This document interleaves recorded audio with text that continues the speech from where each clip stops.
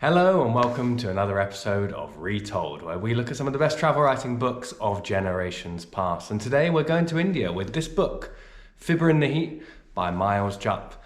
And it looks at the England tour of India in 2006. Today's episode, we'll be touching on many things. We'll be touching on the trip that Jupp made in this book around India, but we'll also be looking at what cricket means to India and Indians, and also looking at the age-old debate of who was the better batsman, Brian Lara or Sachin Tendulkar. But before we get into that, please hit that subscribe button. It will really mean a lot to us. But also, you'll have a chance to win one of 5 books that we'll be giving away if we reach 1,000 subscribers by the end of the year.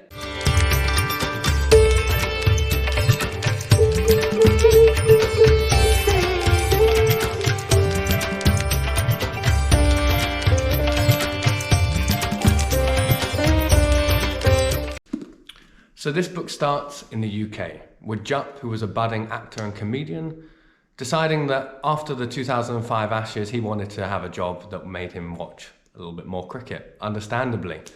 So he decided to make a few phone calls, and before he knew it, he'd got a press pass for the England tour of India in 2006. Jupp flew from Edinburgh to India for the first test in Nagpur. Now, England went to some less well-known areas of India during this tour, and Nagpur, which is now one of the fastest growing cities in the world, but in 2006, it wasn't quite so developed. The next stop was in Mohali, a city known as mainly a commercial area, and has a relatively small cricket ground for Indian standards. But the final match took place in a much more well-known city, that of Mumbai.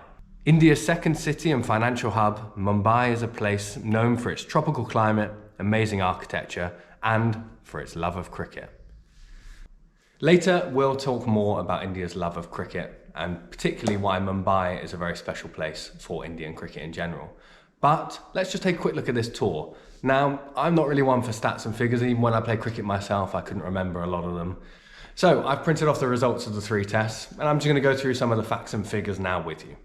So the first test, which as we mentioned took place in Nagpur, England won the toss and decided to bat. They scored 393 due to a 100 by Paul Collingwood, and Sreesanth, who was the Indian fast bowler, played his debut and got 4 wickets in the first innings. India couldn't quite match that total. They got 323, which England replied with another 297 for 3 declared, thanks to an excellent 100 from Alistair Cook by the looks of it. India couldn't quite reach that. However, England could not bowl India out in time and the match was drawn. So a good start. The second test took place a week later, with England winning the toss again and deciding to bat, but they didn't do quite so well as the first game. They scored 300, thanks to a high score of 70 from Andrew Flintoff. Anil Kumble, one of the best spinners in the world, took a fifer.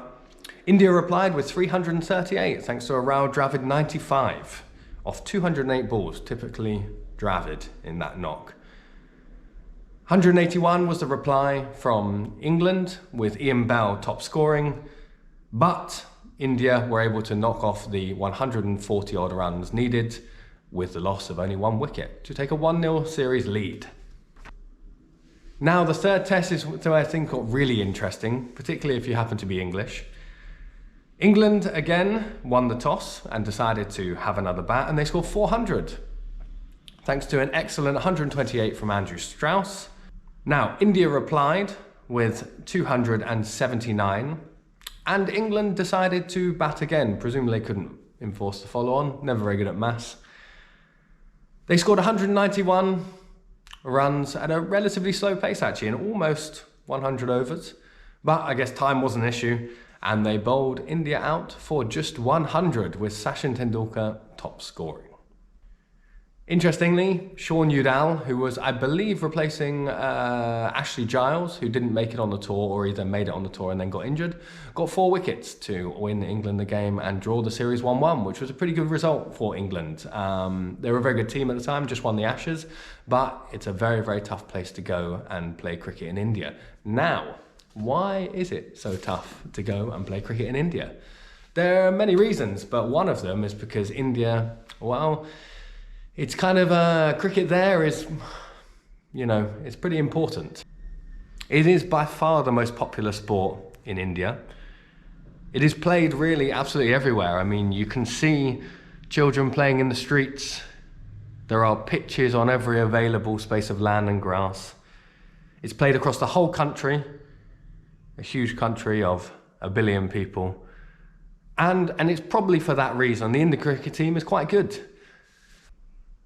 So cricket is an extremely important part of Indian culture. As I've just mentioned, it's played absolutely everywhere. But also, you'll see it in films, you'll see it in Bollywood, you'll see it on popular culture, you'll hear it in songs.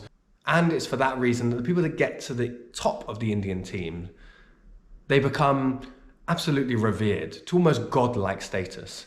They're followed around by vast swarms of people, all wanting their autograph or a picture. They're given primetime spots on national TV. They're asked to comment on certain important topics. But one of those players stands out above all, and that's Sachin Tendulkar, who almost has a godlike status. But the big question of the day, particularly for someone who grew up watching cricket in the 90s and early 2000s, that was when my formative years, I guess. The big question was, who was the better batsman? Was it the Indian Sachin Tendulkar, or was it the West Indian Brian Lara? Now, there's a big debate about this. You have, first of all, the right-handed Indian batsman, Sachin Tendulkar, who, although diminutive, played with a great flair, very attacking, excellent off the back foot, and had an absolutely classic trademark off drive. Beautiful. One of the best in the game. It was just a joy to watch. On the other hand, you have the West Indian Brian Lara. A complete flair about him, left-handed, which to me always looks a little bit better, slashing drives through the offside, cutting, pulling, extremely aggressive, probably more aggressive than Sachin Tendulkar. Now, I don't have the stats to hand, but they were very, very similar, particularly in test matches. They both averaged over 50, I believe. And really, we're not looking here. This debate, I would say, didn't necessarily focus on who was the better batsman, because they were both fantastic. It's almost impossible to pick them apart. But it was more about who you kind of supported more and who you felt was the most easy to watch. And for me, before you go crazy in the comments, they were both fantastic. But for me, it was Brian Lara.